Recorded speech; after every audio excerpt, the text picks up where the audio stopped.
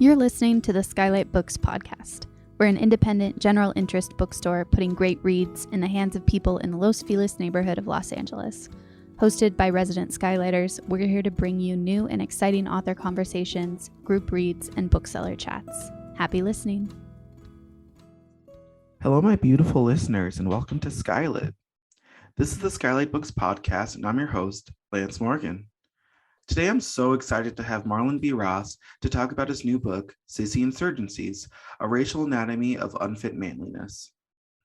Marlon B. Ross is professor of English at the University of Virginia and author of Manning the Race, Reforming Black Men in the Jim Crow Era, and the Contours of Masculine Desire, Romanticism and the Rise of Women's Poetry. Marlon, it's so great to have you on. Thank you so much for coming. Thank you for the invitation. No, it's a pleasure. I mean, this book just spoke to me in a way that I was like, I need to get him on the podcast. So you have a reading for us today? Yes, I do. Thank you. I'll let you take it away. Okay. This is from the introduction, as the first chapter, introductory chapter to the book. At the culmination of my high school academic career, I was privately instructed by my principal how to perform a manly handshake. It was the day of the annual awards ceremony, in which academic medals would be bestowed on deserving students in a public ritual celebrated in the school's gym. Each time as I trekked up to receive yet another award, my chest swelled with pride and anticipation.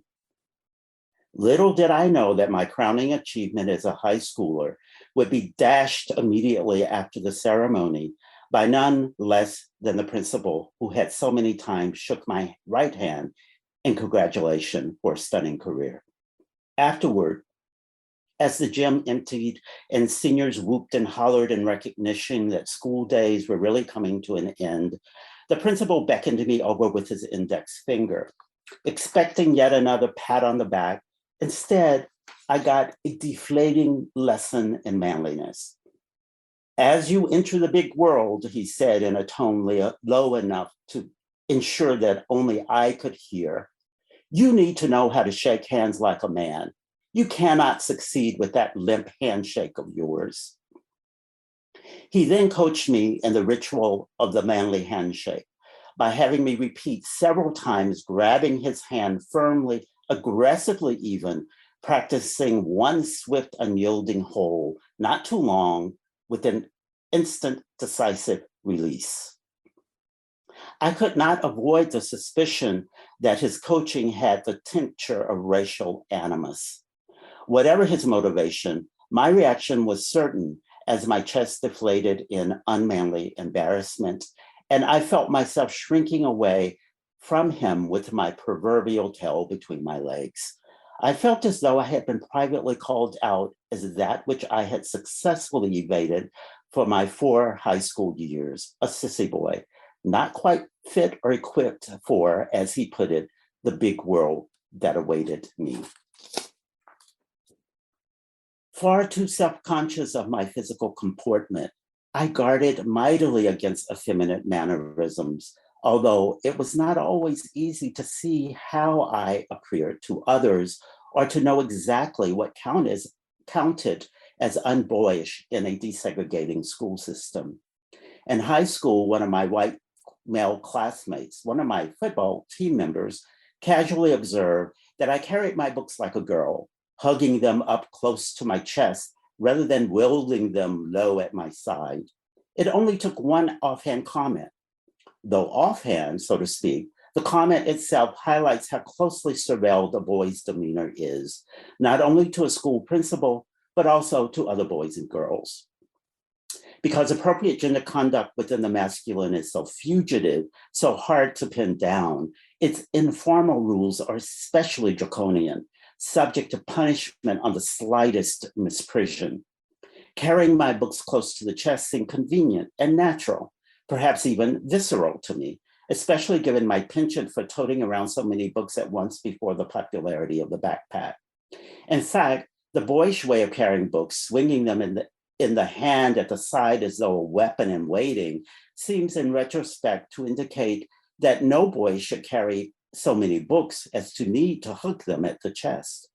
Once this habit of book carrying was mentioned to me, however, I recognized how even such a slight gesture harbored the potential for gender shaming. I could easily, if subconsciously, change my book carrying conduct, but I could not diminish the very self-consciousness that caused my sense of doubt about my masculine fitness.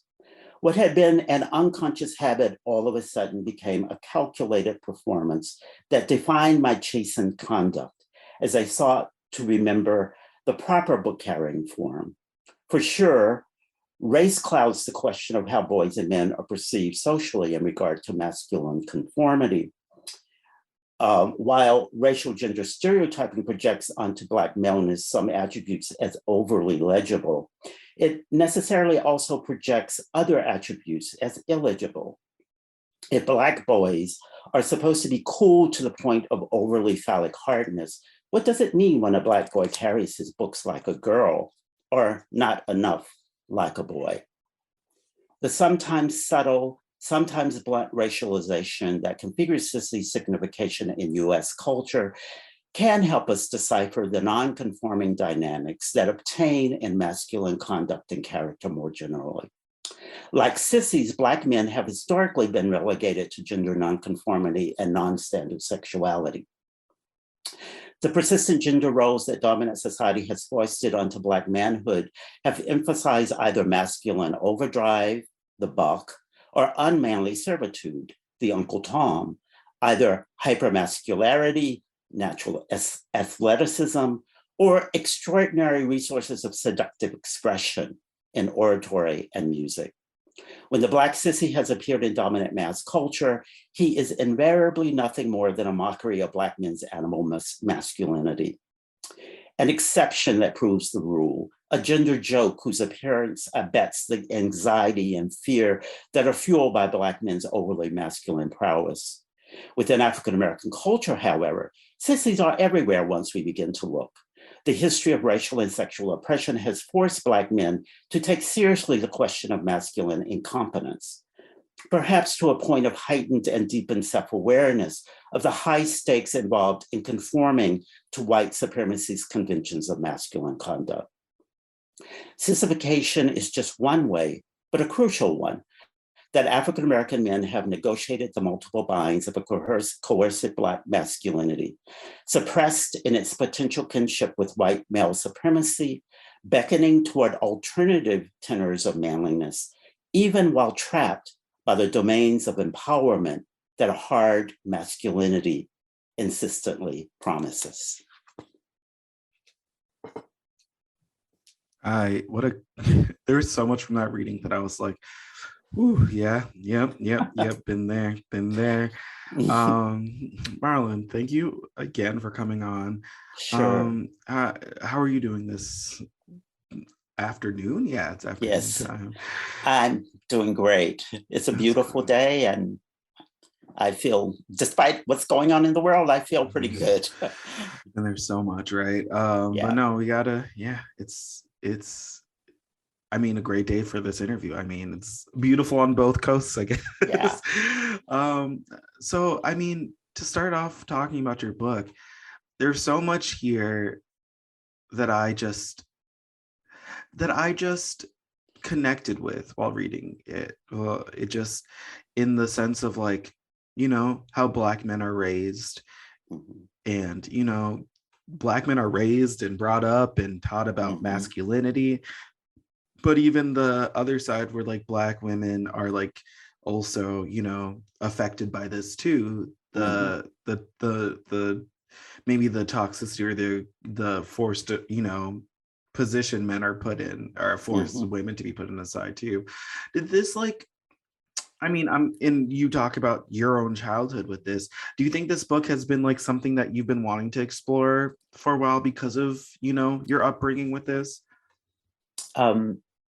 Actually, I was not trained in terms of my academic profile in African American studies. My original training was in British Romantic studies, and so for a long time in my early academic career, I didn't even write about African-American experience or history. But I was asked to do an essay many years ago on Black masculinity, and it became a subject I couldn't avoid. And so when I started publishing on it, I started noticing in my own work this interest that was sort of unconscious or subconscious, and that is this interest in gender nonconformity among African-American men, especially. And after I had completed Manning the Race, my second book, I had some material that I wanted to do more with, and that's what led me to this particular subject, especially some work I had done on Booker T. Washington as a non-conforming a Black male leader. And I had also published an essay on a trend that has been enveloped into the book, the trend of what I call the straight Black sissy, based on some autobiographies that were written in the 1990s by Black male intellectuals, where I noticed this trend where so many of them were coming out as sissy, but not gay. So that, the beginning of the century with Booker T. Washington, the end of the century with these straight Black sissies, I thought, there's a history here, a cultural history that I need to explore. And that's how I came about it. But once I began to write about it, I felt it was intellectually dishonest, let's say, not to put myself in the picture. So that's why I began with this autobiographical section. In the original book, I had much more autobiography, but I decided to take much of it out in order to keep it as a sort of intellectual history. Right. And I mean, yeah, I bet the compulsion to, put yourself, because in a book like this, a lot of people probably will read it and say, oh, I see myself in this. So I can imagine, writing it, you probably had that same thought. Yes, absolutely. It must have been, it sounds like you have, though, a perfect platform for a future autobiography. I'm saying, I don't know. If I'm pitching that to the publishers out there right now, pick up this idea, because it sounds like it's there. No, how though, looking through the past through this book too, and the past of a lot of these notable figures and people that everyone knows and a lot of people were affected by and looked up to, did it uncover a lot about the community of Black people and Black men specifically for you? Absolutely. It provided a whole other angle on let's say the roll call of especially of Black male leaders across the 20th and into the 21st century. Once I realized that Booker T. Washington was attacked in his time as being gender nonconforming by other Black male leaders, especially W.E.B. Du Bois, I thought,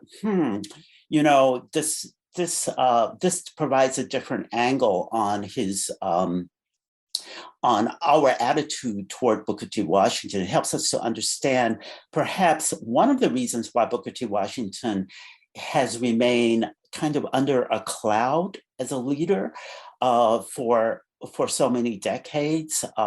He was the most powerful African-American from the period from the 1890s through his death in 1915. There's no one comes close, not even Du Bois. And so the question I had was, is it just his policy? Is it just his policy of accommodation to Jim Crow, which was, as we know, not what he really felt? It was a strategy. Right. I thought there was more going on. And I think this notion that Du Bois attacked him with publicly of what Du Bois called unmanning the race, right? That he Right. was unmanning the race in what he was doing, I think was part of the cloud over the legacy of his leadership. And then when I look toward the middle of the century, it seemed very interesting to me that Malcolm X attacked the Reverend Martin Luther King Jr. in a very similar way, when he says it's not right for a Black man to put women and children on the front line of the race war. It's a similar kind, even though they're not using the word, neither one used the word sissy, they are punking, to use a current term, these other Black male leaders, calling out their gender nonconformity, their perception of gender nonconformity as a way of questioning their right to lead the race.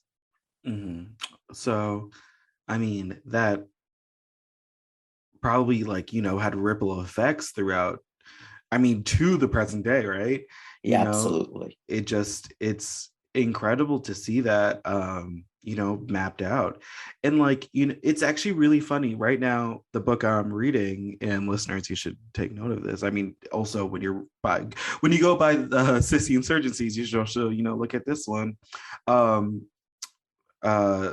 Bell Hooks is The Will to Change is what I'm reading right now. And I was thinking about it last night. I was like, there's a lot of, of course, there's a lot of crossovers with, I think, your book and that book, but just the power of the patriarchy and all of this to yes, just the power of the patriarchy, I think, fuels, a lot of these texts, and how, a lot of these noble figures had to go through the world. How do you think that factors in to your book and to the research you did in this book? Absolutely, it factors in. When you consider, for example, that W.E.B. Du Bois was one of the early supporters of women's suffrage and considered himself a feminist, as it was defined during the early 20th century. But his attack on Washington, Booker T. Washington, indicates is that the operation, the ideology of patriarchy is so strong, not only for ruling white men, but for African-American men seeking to lead the race, as it was thought of in that period. This notion of patriarchy is so strong that it could even overcome, so to speak, Du Bois's own feminist impulse and feminist agenda when it came to attacking another male leader. By the way, Booker T. Washington was very aware of this strategy, this particular strategy, and in a private letter, that he called it men hysteria, masculinity hysteria, the attacks that they were using against him. But notably, he never says this publicly because he's very calculated in the way that he knows that what the white male governing structure is looking at his every word. And so he's very careful not to bring this dispute among African Americans to the forefront. I would say one more thing here as an example.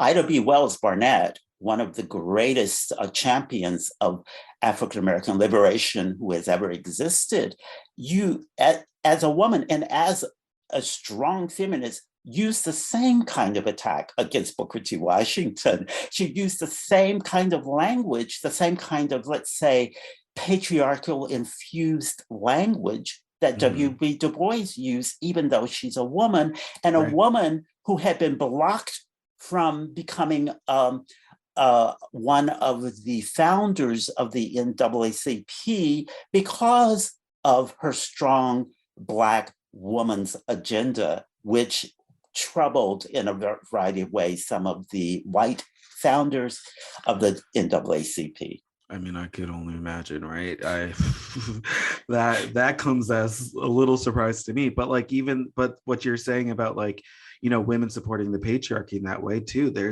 I mean, there's a lot of talk about that in Bell Hooks' book too, The Will to Change. Yes. But I mean, it's so prominent in that history too. There's, both women and men, Mm. they supported that idea. They supported that. That's what I'm looking for. They supported the patriarchy. Yeah. They because it made sense to at that time. The patriarchy, the way in was to copy that. Copy Mhm. the what is it the way things have always been to like Yes. uphold that so they can find their way in. Which I mean, the language of that is new. New doesn't feel like the right word, but like we've come up with more language to express Yes. that idea, and like it's hopefully changing. It's Yes. hopefully changing. I Hopefully. hopefully.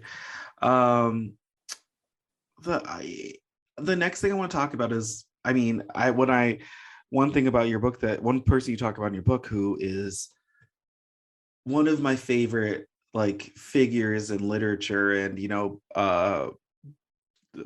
not politics, but like in just culture, is James Baldwin. Mm. And you talk about him a lot in this book, which makes sense because he was an openly queer and very outspoken man in his writing and his speeches, his essays, his in interviews, and all of these things. He just was very forward with that. But I feel like you don't pull punches with him too, in a way to say it. Can you talk about like your research into him as a figure? Absolutely. It was clear to me from the outset that James Baldwin had to be the central chapter in this history, even though the larger study argues that we have to some extent separate the notion of the SISSY, or non-conforming gender conduct, from the homosexual, because the conflation of the two kind of mask some of the psychological, emotional, and ideological operation of gender. I do think I thought it was important to include James Baldwin as a figure who was attacked as a sissy, um, as shorthand for attacking him as a homosexual. During his time, especially in the period of the mid 1960s. James Baldwin, I would say, was the most visible Black queer spokesman for the race, and I use those gender terms on purpose, during the period of the 1960s into the early 70s. The fact that he was able to exploit this platform during the civil rights era, even though he had already established publicly his own homosexuality with the publication of his second novel, Giovanni's Room, in 1956, and autobiographical work that he had published. He was still able to be an extremely effective spokesperson on behalf of the civil rights movement. So I wanted to look at that irony. I wanted to look at how he negotiated his sissiness publicly, not just in his writing where he talks about it, but also on the world stage, especially in the new televisual media, where he was one of the first television public intellectuals in the early 1960s. He's everywhere on on interview shows on television. He is, giving speeches. He had the famous Cambridge University Union debate with William F. Buckley in 1965, and all of this exposed his sissy conduct, his sissy bodily manner to a global public in their living room, so to speak, as television as this first medium that beamed the image into the living room of people all over the world. Right. And so I wanted to explore that interesting dynamic of a person who is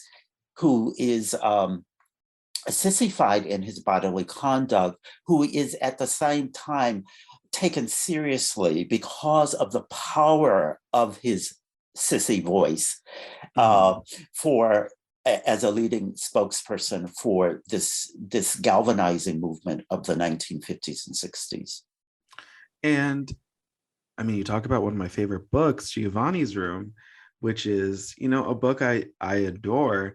But in that book, though, he, at the end of that book, which again, adore that book, it seems like he kind of, what's the word I'm looking for? He kind of talks down to, the idea of a sissy, of a man not conforming to like masculine roles. I don't know if you remember in the book with the character Giovanni, after the main character leaves Giovanni becomes more effeminate in his mannerisms and is all that, and the main character kind of treats it as a negative thing on Giovanni, as like he became that because of how their relationship ended, in a way that I wonder, does James Baldwin, did he have to do that to like did he have to like sacrifice a part of that to get his message out, and is that okay? Did he kind of make some sacrifices in his own like idea of masculinity and to move forward? And how does that factor in, you know what I mean? Yes, that's a great question. I would say Baldwin rarely made compromises, and this is complicated. Let's see if I can work through it. In his first novel, Go Tell It on the Mountain, he did change the ending of the book he took out a more pronounced expression of the protagonist coming out of the closet. And he changed that. The book is, I actually argue that it's actually a more effective ending to leave John Grimes, the protagonist of that first novel, on the threshold of his sexual awakening. But in the second novel, Giovanni's Room, I actually have a slightly different take on what happens there with the protagonist, David, and Giovanni, the love interest. You're absolutely, I agree with you. Giovanni's mannerisms change after the breakup. Yeah. His mannerisms change because he is forced into a role of what would at the time be called the pansy in order to survive economically. And this is what Baldwin is investigating, the way in which gender identity, gender performance correlates with economic necessity. He's now basically, he's a hustler on the streets at that moment, because that's the only way he can survive. And when he meets David, the protagonist, and David notes this, but I think that Baldwin is actually attacking David's David's very quick judgment of Giovanni, because David is responsible for that. David is the one responsible. David, I don't want to get too much in the weeds of the novel, but I would just point out that David has access to money. He knows that Giovanni is in desperate straits when he's lost his job. And he's lost his job because he's being sexually harassed by the owner of the bar. David refuses to provide any money for Giovanni, even after he learns that Giovanni is in desperate straits. David instead decides he will use the money to join the white supremacist patriarchy by marrying this woman and going back to America. So David, who has a very strong self-contempt for his own sexuality and guards against any sign of sissification, is the one who I think is being critiqued in that moment for his narcissism in not coming to Giovanni's aid and distancing himself further from Giovanni, because Giovanni, who at the beginning is seen as masculine by everyone in the bar and therefore more attractive, at the end has resorted to a behavior that allows him to survive economically. And this makes David even more contemptuous of Giovanni, when in fact, David is partly responsible for the state that Giovanni is in. That's just my reading of what happens. No, I mean, that makes perfect sense. I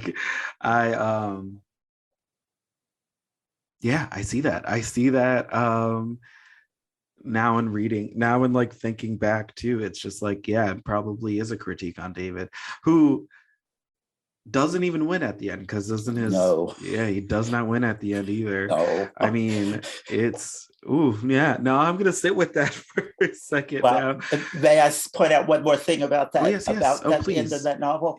Yes, please. I would say that Baldwin is so far ahead of his time in terms of his understanding of gender, because in, first of all, putting the narrative in the voice of this self-hating homosexual, he forces us to understand the psychology sort of from within its problematic frame of reference. And so I agree, he does not win at the end.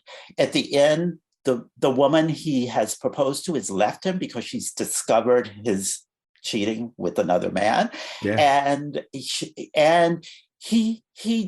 returning to America to try to become, to become the white male heteronormative leader that he thinks he needs to be, but we are totally unsure that he can fulfill that, because he's so unhappy. He's miserable at the end in this facade of heteronormativity and hard masculinity that he's tried to take on. So Baldwin, who, I'm not saying that there isn't a place for a critique of Baldwin, there is. There is.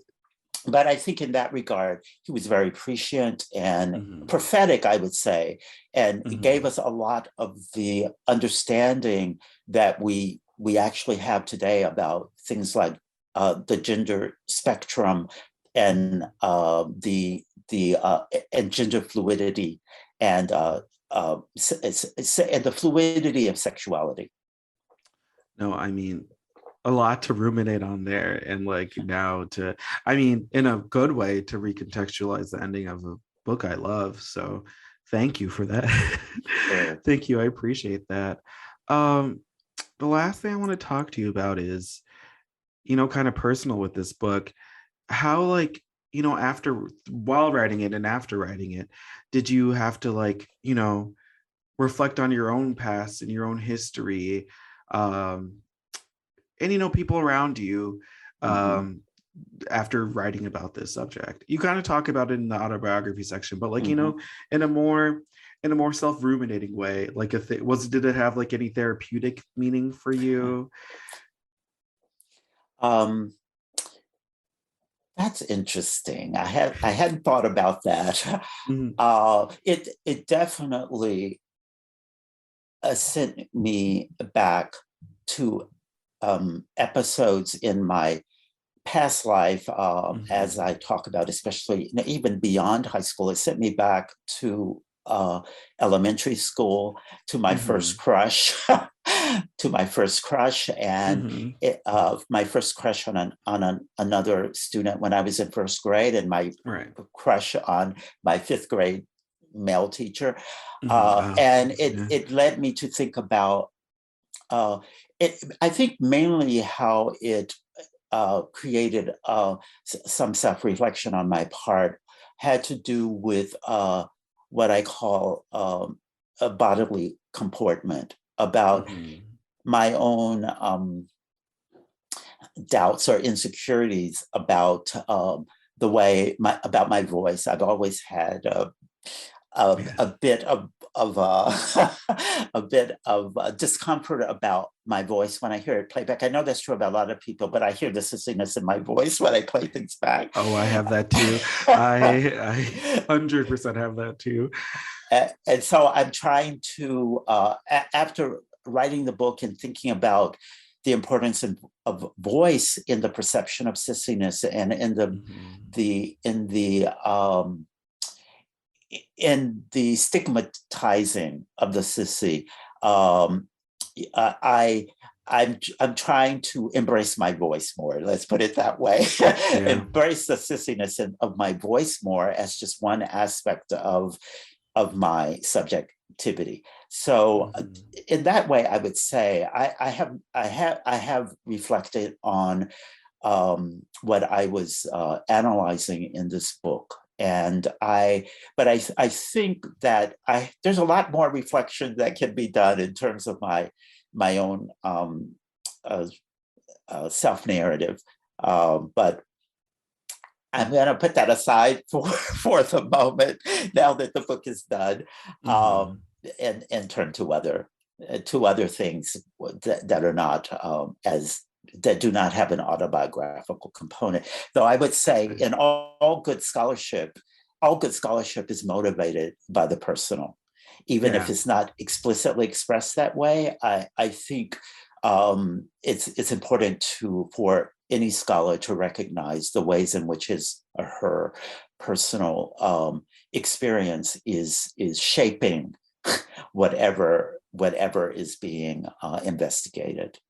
And I mean, yeah, what you're saying about, that I there's a little bit of yourself in everything you do. There's a little bit of yourself in everything you do. But like, even you reflecting on, your past and your relationships to different people, and how that, I mean, I've definitely had that where I look back and I'm just like, wow, as looking back on that friendship, I might have thought of that as something else, or this relationship to this person I looked up to. Was that because I looked up to them only? There's a lot of that. And I think, your book makes it seem like,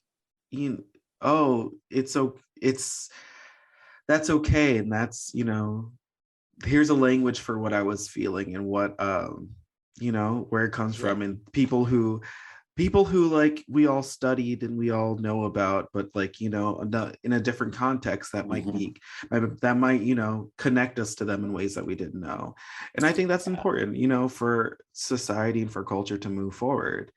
And, I think a lot of younger generations definitely, I mean, they're starting to now to like, change their ways of thinking about stuff.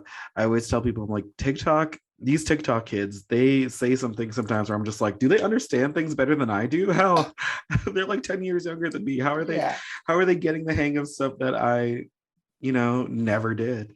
But like, it's like books like this that like help them, recontextualize the things that we never got at that age. I certainly hope so. And in that sense, I am hopeful. I think we are in a terrible backlash moment where gender politics are concerned in terms of all these terrible laws that are being passed, both against gender identity and also against the study of race. I know we're in a backlash. That's clear. I think it's one of those rare moments where we know the history that will be written when the history is written of this time. But I am hopeful. I am hopeful that the voices of inclusion and of progress will overcome if we just keep thinking through and we keep fighting for these causes. Yeah, and I mean, I hope that what a great sentiment there. I can't even build on that. But no, I mean, it's with those, those laws and this backlash. One thing I mean, they're trying to stop something that's already in motion. They're trying to say, hey, if I put two hands up, I can stop this speeding train. But you can't. I mean, the kids are online. You can't stop that. You can't take away the internet from them yet. I mean, I hope they can. Yeah. But like they don't see that them doing this, them causing this big commotion is just going to make them, like, the kids be like, all right, I'll learn this another way, or why are you bringing this to attention? Let me, research that and look into it. And then, it's going to ultimately, I think, and I believe, and I hope, come back and like kick them in the face and like I want to say, I'll say what I meant to say. I was like, come back and bite them in the ass. And, I was like, how crass do I want to be on this? But I'm like, I'll go there because it's going to, and it can only, that's the only, I think, way it can end for it. Yeah. Because it's already gone. It's already, rolling. These kids are the kids are so amazing. I just don't understand it. I don't understand it. But I mean, with that, I think that's a great place to, end, and a great episode, a great recording. This has been so much fun to talk about, and so educational too. The last thing I want to ask you is, do you have anything you would like to say to, the bookstore community and booksellers and the independent bookstores you've been to and love? Mm-hmm. Oh, keep the faith is what I would say, because I understand from what I hear and what I read that there is a resurgence and a return to the physical book. Let's put it that way. And I certainly try my best to support that effort with local bookstores. And I think that one other thing that I see among even my students is that it's a different thing to actually read the book in a physical form. It makes a difference. And, I don't know if that's just my old fashioned attitude, but I think that there is this resurgence, and I hope that it continues. So I hope booksellers are able to survive our current, crisis and continue to provide book clubs and platforms like this one to encourage people to read, because it's through reading that we are taught to think and to understand our relationship to the world in more profound ways. No, I mean, can't disagree with that. Cannot disagree with that. Thank you so much, Marlon. To our listeners, that was Marlon B. Ross, and you can go buy his new book, SISSY, Insurgencies, A Racial Anatomy of Unfit Manliness, at your local bookstore. If that's in LA, come to SKYLIT Books. We'll have it on display. But thank you again, Marlon. And to our listeners, thank you so much for either listening for the first time. Please come back. We have some great episodes out there. And to our recurring listeners, thank you for coming back. I really appreciate all of you. You all make this worth it. And to all of you, have a great and beautiful rest of your day. Thank you again. Goodbye. Thank you for listening to the SKYLIT Books podcast series. Please don't forget to visit our website at skylitbooks.com and make sure to follow us on Twitter and Instagram. Also, don't forget to subscribe to this podcast for more author talks and bookseller conversations. You can find us on Podbean, iTunes, and Spotify. Stay safe and healthy, and we hope to see you back in our store soon.